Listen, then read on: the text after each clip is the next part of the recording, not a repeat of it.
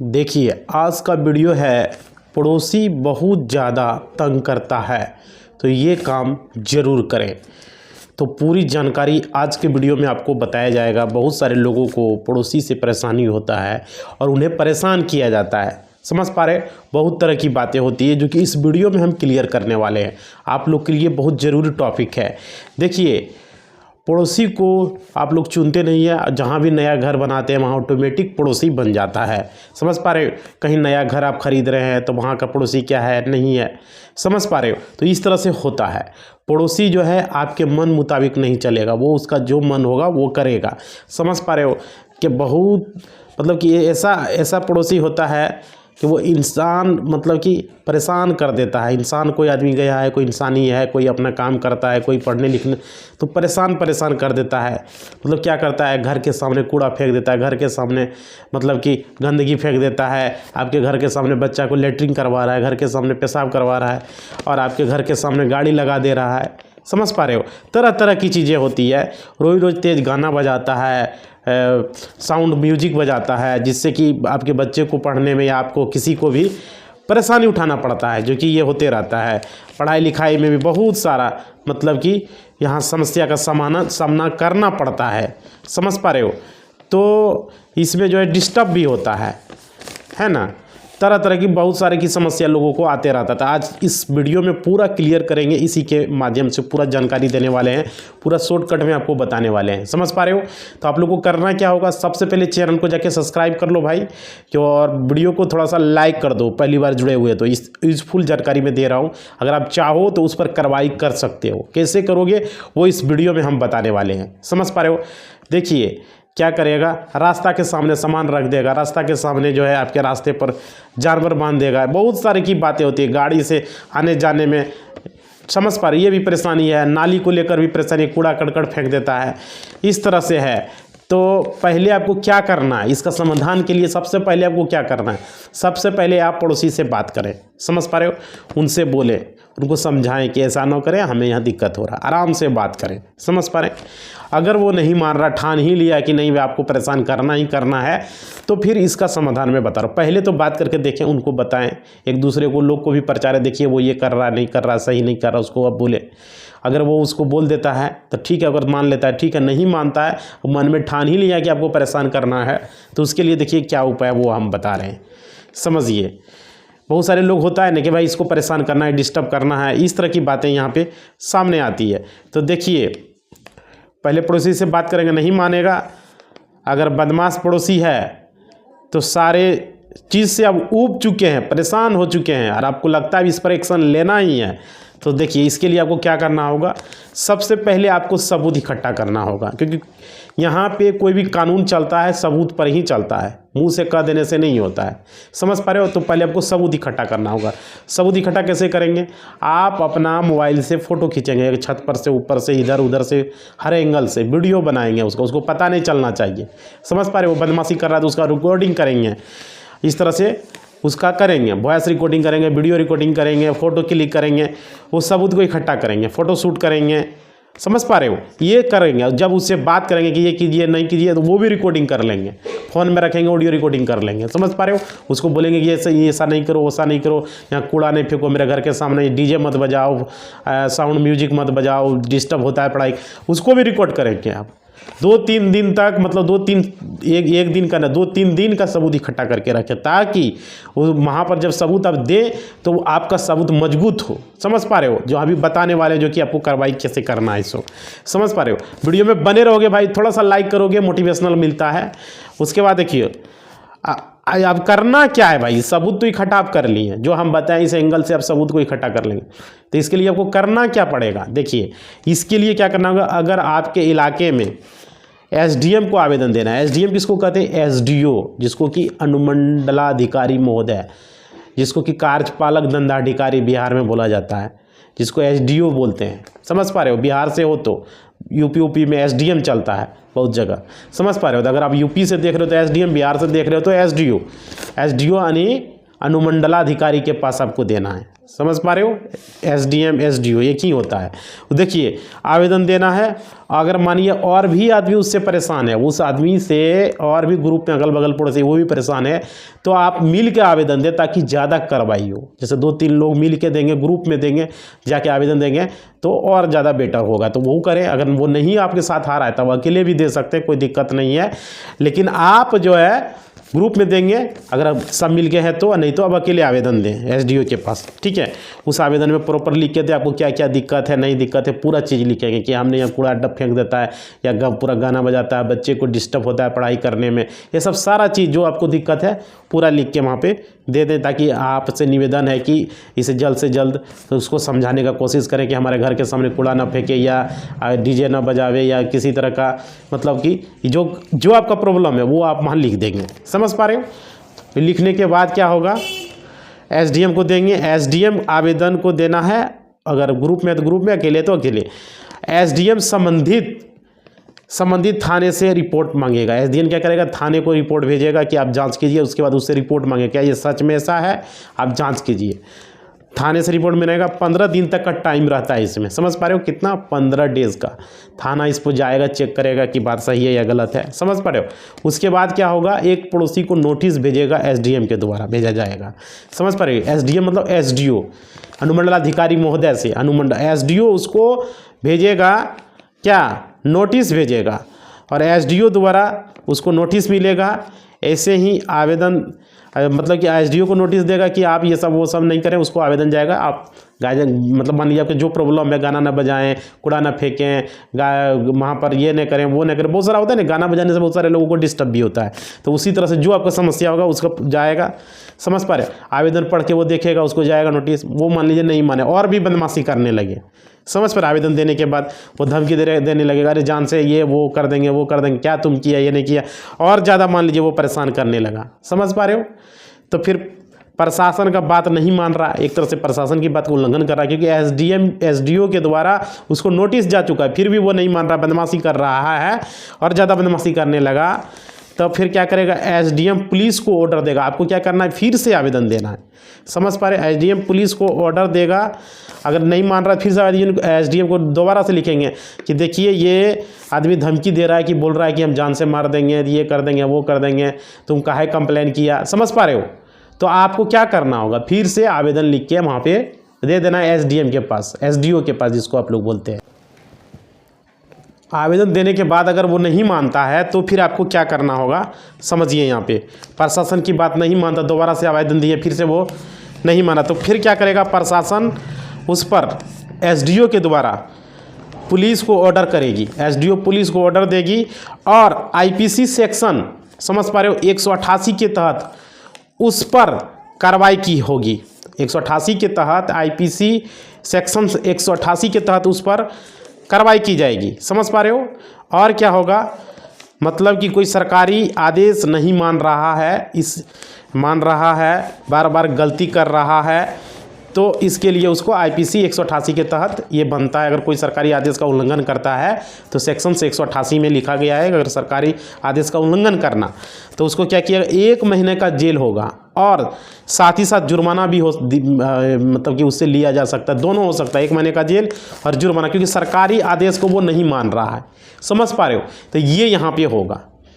अगर वो नहीं माना, दोबारा से आवेदन दे दिए और नहीं माना, बदमाशी करने लगा, तब ये आप कर सकते हैं। इस बात को लेकर अगर फिर से वो लड़ाई करने लगता है, मान लीजिए परेशान, गाली गलौज करता है, फिर आपको क्रिमिनल सीपीसी 107 सेक्शंस के तहत आपको एसडीओ कोर्ट में आवेदन देना होगा। फिर से वो आवेदन देंगे। समझ पा रहे हो। बार बार जो है गलती करने के वजह से जो है उसको जो है फिर उस पर पुलिस क्या करेगा, एसडीओ ऑर्डर देगा। फिर से अगर मतलब कि आप आवेदन देंगे तो पुलिस को फिर से 151 के तहत उसे गिरफ्तार कर लिया जाएगा। एसडीओ के आवेदन में हाथ फिर से आप देंगे तो उसके बाद 107 सीपीसी के तहत क्या होगा, कोर्ट में आवेदन देना होगा आपको। उसके बाद बार बार गलती करने की वजह से पुलिस उसको 151 के तहत उसे गिरफ्तार करके कोर्ट में हाजिर करेगी, कोर्ट में लाएगी, एसडीएम कोर्ट में, एसडीओ कोर्ट में जिसको आप लोग बोलते हैं, कार्यपालक दंडाधिकारी के कोर्ट में लाया जाएगा। समझ पा रहे हो। और उसमें आप उससे हर्जाना ले सकते हैं, उससे आप जुर्माना ले सकते हैं, आप जो परेशान हुए, जो कोर्ट की प्रक्रिया में जो पैसा खर्चा हुआ वो ले सकते हैं। समझ पा रहे हो। ये सब चीज़ उससे आप ले सकते हैं। ये आपका हो गया उससे जुर्माना लेना। समझ पा रहे हो। सिविल अगर वो नहीं मान रहा है तब आप क्या, आप यहाँ पर सिविल कोर्ट में उस पर आप केस भी दायर कर सकते हैं अगर वो नहीं मानता, आपको परेशान करना हर्जाना के लिए। और साथ ही साथ ये प्रूफ, जो अभी प्रूफ आपने दिया 2 बार 3 बार जो आवेदन दिए, प्रूफ लगाएंगे कि देखिए हमने एसडीओ के पास दिया था, इस पर कोई कार्रवाई नहीं हुआ। समझ पा रहे हो। तो इसके लिए आप उसको मतलब आवेदन में यूज कर सकते। बाद में भविष्य में कहीं कुछ होता है, आपके पास लड़ाई झगड़ा या कुछ होता है, तो ये एविडेंस के तौर पर आपका काम भी आएगा। अगर मानिए वो बदमाश है, पूरी तरह से दबंग है, बदमाशी कर रहा है, तो इसे आप रखेंगे, कहीं भविष्य में कहीं कुछ प्रॉब्लम ना हो जाए, क्योंकि आपने उसके खिलाफ कंप्लेन भी किया था, तो इसको संभाल के एविडेंस को रखेंगे। समझ पा रहे। और उससे जो आपको कोर्ट में खर्चा हुआ, जो परेशानी हुआ, आना जाना एसडीओ कोर्ट में, वो सब आप हर्जाना भी अलग से ले सकते हैं सिविल मुकदमा करने के बाद। समझ पा रहे हो। थोड़ा सा उसमें टाइम लगेगा, लेकिन प्रक्रिया पूरी हो जाएगी। लास्ट में करेंगे 2 बार 3 बार जब वार्निंग हो जाएगा तब आप कर सकते हैं उसके आधार पर उस पर। समझ पा रहे हो। क्योंकि उसको मानना पड़ेगा, जो कोर्ट का रूल है उसे सभी को फॉलो करना पड़ता है। समझ पा रहे हो। ऐसा नहीं है कि भाई मुँह उठा के आया कोई, अरे हो गया, ऐसा नहीं होता है। उसको प्रक्रिया को मानना पड़ता है। समझ पा रहे हो। तो आगे जो है, आगे का वीडियो में आप लोग का कमेंट हम लेना चाह रहे थे, लेकिन हमारे पास कुछ समय की कमी है जिस वजह से हम कमेंट नहीं ले पा रहे हैं। समझ पा रहे हो। तो आपका जो है मैं देख लेता हूँ, कमेंट लेने का मैं कोशिश करता हूँ, लेकिन अभी नहीं है समय हमारे पास। तो आप लोग बताएंगे कि ये वीडियो कैसा लगा, अपना फीडबैक देंगे, जो भी रहेगा अपना फीडबैक कमेंट बॉक्स में देंगे और बताएंगे कि क्या है नहीं है, अपना रीज़न बताएंगे। नहीं तो मैं कमेंट कुछ ले लेता हूँ, रुकिए 1 मिनट, मैं कमेंट कुछ ले लेता हूँ।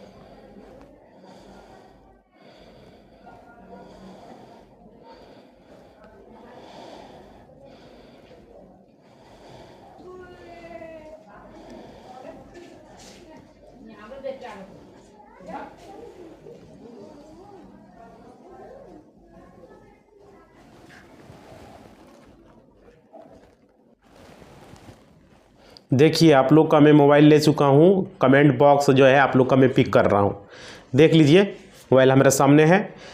देखिए यहाँ पे लिखा है, अखिलेश कुमार जी ने लिखा है इन्होंने कि परिमार्जन प्लस किया है लेकिन 1 महीना हो गया है, अभी तक सुधार नहीं हुआ। कर्मचारी कल आएगा, परसों आएगा, 5-10 रोज़ आएगा, कभी बोलता है, कर्मचारी बोल रहा है 10,000 लेंगे, 15,000 लेंगे। जिसने बोला कि जमा कीजिए तो कुछ उसमें हम 5,000 रुपया भी जमा किए हैं, वो भी नहीं काम किया, 5,000 रुपया लेके भी काम नहीं किया। अखिलेश कुमार जी ने ये कमेंट किया हुआ है। भाई बिहार में ये क्या चल रहा है? परिमार्जन प्लस के लिए 10-10, 15,000 रुपया मांग रहा है। क्या नीतीश जी आपके राज्य में ये क्या हो रहा है? ये क्या नोटंकी चल रहा है? 5,000 रुपया भी नहीं लिया, काम भी नहीं किया। उसका बाप का है अंचल कार्यालय, राजस्व भूमि सुधार विभाग ऐसा कर रहा है। बताइए कि क्या नाटक है भाई? क्यों पैसा ले रहे हो कर्मचारी? तो कर्मचारी गिरी निकाल देंगे तुम इस तरह पैसा लोगे? तो कंप्लेन करेंगे तो नौकरी ख़त्म हो जाएगा, नौकरी खा जाएंगे बाबू, समझ रहे हो ना। पैसा ले रहे हो, जा रहा है तुम्हारा, सुधर जाओ बोल रहे हैं। अभी तो हम चेतावनी दे रहे हैं सभी कर्मचारी को और सीईओ को, अगर घूस लिया आम जनता का, हम यहाँ से चेतावनी खुलेआम दे रहे हैं भाई। अभी हम चेतावनी खाली दे रहे हैं, लास्ट में फ़ोटो लगा के चलाएंगे इस पर, सुधर जाओ बता दे रहे हैं हम, समझ गया ना। बाद में मौका नहीं मिलेगा, बता दे रहे हैं। परिमार्जन प्लस के लिए, दाखिल खारिज के लिए, किसी भी तरह का रसीद के लिए अगर लोगे घूस, अभी चैनल पर चल रहा है खाली, 2 दिन में फ़ोटो लगा के चलाएंगे तो और नाम भी, नौकरी खा जाएंगे तो, बता दे रहे हैं हम। जो भी कर्मचारी हो, जो भी सीईओ हो भाई, हमसे बचोगे नहीं, एडवोकेट हैं हम, समझ गया ना। कोर्ट में आके लताड़ेंगे हम, ऐसा आदमी हमें, समझ गया ना। यहाँ क्या डिस्ट्रिक्ट कोर्ट में, क्या सुप्रीम कोर्ट तक तुमको हम लताड़ देंगे, हाई कोर्ट तो हम खुद जाते हैं, समझ गया। जो हालत करेंगे हम, बता दिए, सुधर जाओ, लास्ट मौका है। उसके बाद देखते हैं दूसरा कमेंट क्या है भाई। बात क्यों क्या करोगे, यहाँ पर कमेंट किया सुधीर कुमार जी, सर आपसे बात कैसे होगी। बात जो भी पूछना है कमेंट बॉक्स में भाई, ठीक है, कमेंट बॉक्स में सवाल लिखो, सवाल पूछो, क्लियर, यहाँ से जवाब मिलेगा आपको। उसके बाद लिखा है दवाई स्पेशल ऑफिशियल ने, इसमें कोई अजय आदम नाम का व्यक्ति नहीं दिखा। क्या भाई क्या लिख रहा है, कुछ समझ में नहीं आया। चलो अगला देखते हैं कमेंट। रामेश्वर सिंह ने लिखा हुआ है, इन्होंने कमेंट लिखा हुआ है, सर जी मैंने ज़मीन की रजिस्ट्री 1994 में कराया था, हमारे पास ज़मीन का डीड पेपर है, ज़मीन हमारे कब्जा में है, इसके ऊपर किसी प्रकार का विवाद भी नहीं है, लेकिन ज़मीन का न तो रसीद कट रहा है और न ही मोटेशन हो रहा है। कारण है कि ज़मीन लिखने वाले के पूर्वज के नाम पर है। जो समझ पा रहे हो भाई, इन्होंने लिखा है कि लिखने वाले का पूर्वज के नाम पर जो कि ज़मीन लिखने वाली औरत है, और उसके ससुर जी, पति और खुद भी स्वर्गवास हो गए हैं, स्वर्गवास हो गए हैं, यहाँ तक कि कोई बाल बच्चे भी नहीं हैं। तो सर्वे कैसे होगा, मैं छपरा बिहार से हूँ। अच्छा सर जी, मैं ज़मीन 1994 में करवाया, ठीक है, हमारे पास ज़मीन का डीड पेपर है, ठीक है, ज़मीन हमारे कब्जे में भी है, ठीक है, इसके ऊपर किसी प्रकार का विवाद भी नहीं है, लेकिन ज़मीन का न तो रसीद कट रहा है, न ही मोटेशन हो रहा है। कारण है कि ज़मीन लिखने वाले पूर्वज के नाम पर है। जो ज़मीन लिखने वाली औरत है, उसके ससुर जी, पति और खुद भी स्वर्गवास हो गया, यहाँ तक कि कोई भी बाल बच्चा नहीं है। तो सर्वे कैसे होगा भाई, जो डीड पेपर है वही लगा के दे दो, हो जाएगा ज़मीन सर्वे। तुम्हारे पास डीड पेपर है ना, दाखिल खारिज नहीं करवाए हुए हो, कोई बात नहीं है, डीड मिल चुका है, विवाद भी नहीं है। जिसका विवाद है तो रास्ता क्लियर है भाई। जिसका दाखिल खारिज नहीं हुआ है, जिसका रसीद नहीं कट रहा है और उसमें कोई विवाद नहीं है और उसके पास डीड पेपर है, हो जाएगा भाई, ठीक है। वो डीड लगा दो और परपट्टू भर दो भाई।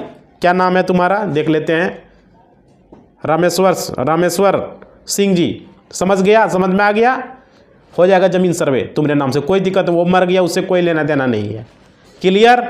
उसमें सारा कुछ भर के दो, डीड लगा के दो, क्लियर हो जाएगा। क्या बनना है, परपट्टू भरना है।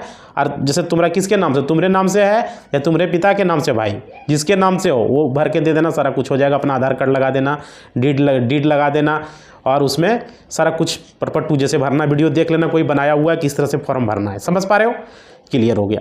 आप शिविर में जमा दे सकते हो, अगर वहाँ नहीं दे पा रहे तो ऑनलाइन माध्यम से भी आप करवा सकते हो, साइबर कैफे से, समझ गए। लेकिन सही भरना भाई, डीड का जीरोक्स करवा लेना, डीड का आगे जीरोक्स देना, अगर शिविर में दोगे जीरोक्स देना, नहीं तो ऑनलाइन में तो फोटो खींच के अपलोड करेगा। तारकेश्वर, अच्छा चलिए आगे।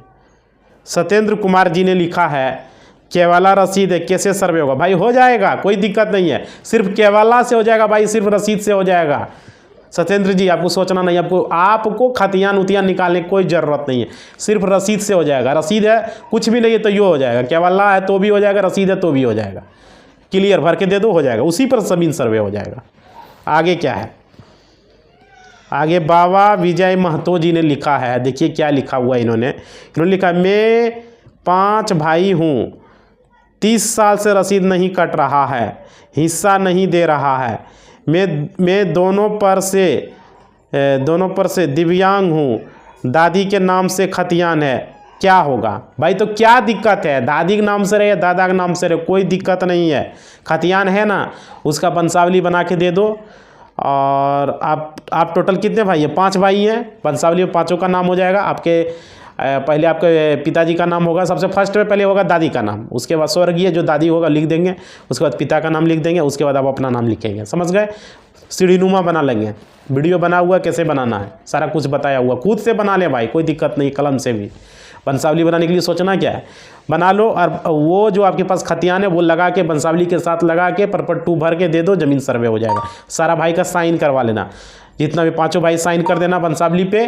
और बंटवारानामा अलग अलग खतियान बनाना चाहते हो तो बंटवारानामा भी बना लेना भाई।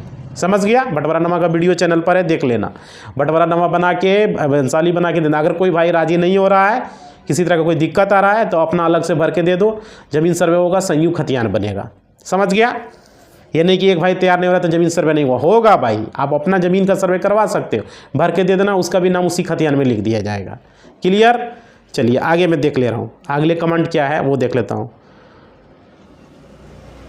अगला कमेंट है शशांक प्रसाकर, शशांक जी ने किया है।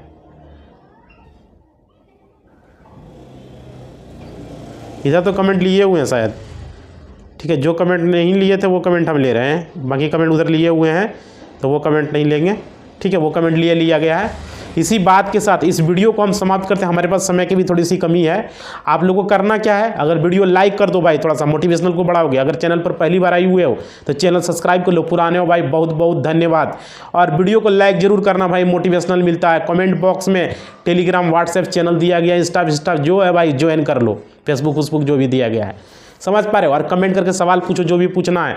समझ पा रहे हो? सवाल लिखो कमेंट में, फीडबैक दो, जो भी जानकारी लेना है। वीडियो कैसा लगा जरूर बताना अपना कमेंट बॉक्स में। और 1 लाख का फैमिली को जल्द से जल्द पूरा करना है भाई। जाके इसको ज़रा सा शेयर वेयर करो थोड़ा सा, जाकि लोगों को फेसबुक में क्या बोलते हैं, व्हाट्सएप में जाके लगाओ स्टेटस, वीडियो को लोगों को शेयर करो, उसको भी जानकर। जो महत्वपूर्ण वीडियो मेरा है उसे लगाओ थोड़ा सा। इसको हम चाहते हैं 1 जनवरी को 1 लाख सब्सक्राइबर पूरा हो जाए, 31 दिसंबर तक या तो 1 जनवरी तक।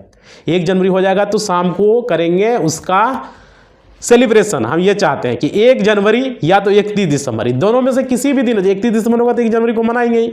इसलिए हम चाहते हैं आप लोग मेरा डिमांड को पूरा करें। 1 जनवरी शाम को सेलिब्रेशन होगा, दिन में होगा तो शाम को ही करेंगे, या तो 31 दिसंबर को होगा तो 1 जनवरी को ही करेंगे। तो आप लोग कोशिश करें 31 दिसंबर तक हो जाए या तो 1 जनवरी तक भी हो जाए, तो कोई दिक्कत नहीं है। समझ पा रहे हो? तो उसके लिए करना क्या होगा, थोड़ा सा आप लोग भी ध्यान दीजिए, थोड़ा आप लोग शेयर कीजिए और लगाइए फेसबुक पर, इंस्टा पर, स्टेटस में इस लिंक को शेयर कीजिए। स्टेटस है ना फेसबुक का ये और व्हाट्सएप का, वहाँ पर शेयर करके लगाइए, लोगों को भी जानकारी हो जाएगा, उसको भी हेल्प हो जाएगा। हमारा मकसद क्या है, लोगों को हेल्प करना, मदद करना।